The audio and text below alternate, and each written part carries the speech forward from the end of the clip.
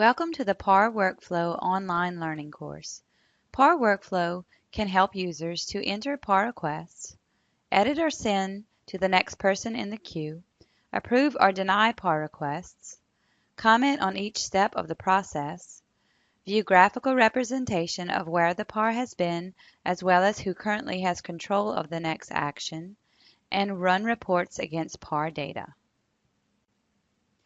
In order to log into the PAR workflow, use your personnel number and password that you use for logging into Leo. Upon logging in, you will be taken to the My Queue page. Here you will see a listing of PARs that require action on your part. The PARs will be grouped by status. Personnel liaisons have the ability to create PARs by clicking the Create PAR link, then selecting Action Type. Some action types may require other information such as position number and personnel number.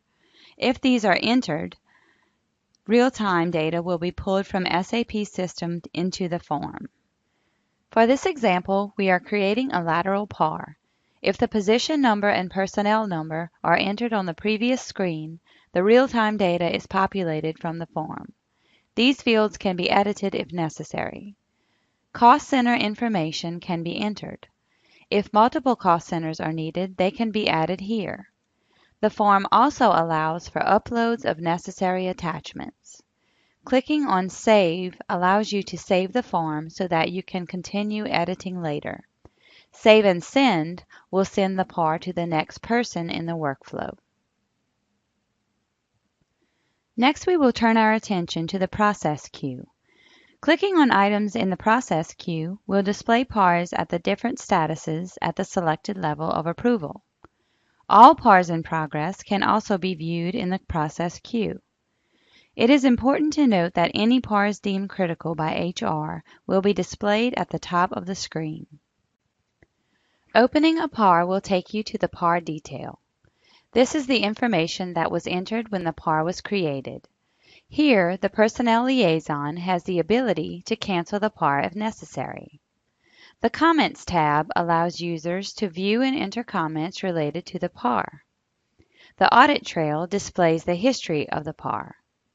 The graphical display shows the completed steps of the PAR as well as the current location of the PAR.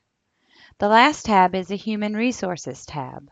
This tab displays the form completed by your agency's Human Resources Department.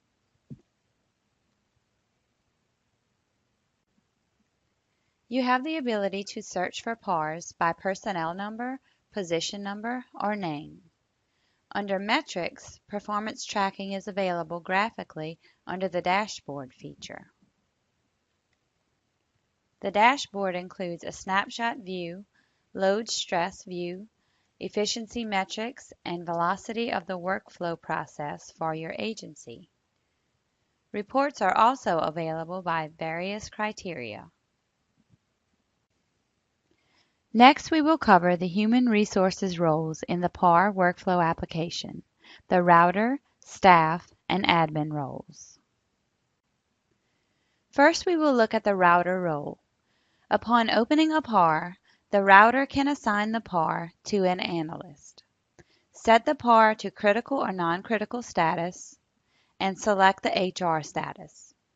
The router has the ability to send the PAR back to the personnel liaison or route the PAR to the analyst. Next, we will look at the staff role. When a PAR is assigned to an HR staff member and opened by that staff member, the staff member has the ability to reassign the PAR to another staff member, set the criticality to yes or no, change the HR status, edit the PAR form, and fill out the HR form under the Human Resources tab. Lastly, we will turn our attention to the admin role for a brief overview of the administrator's responsibilities.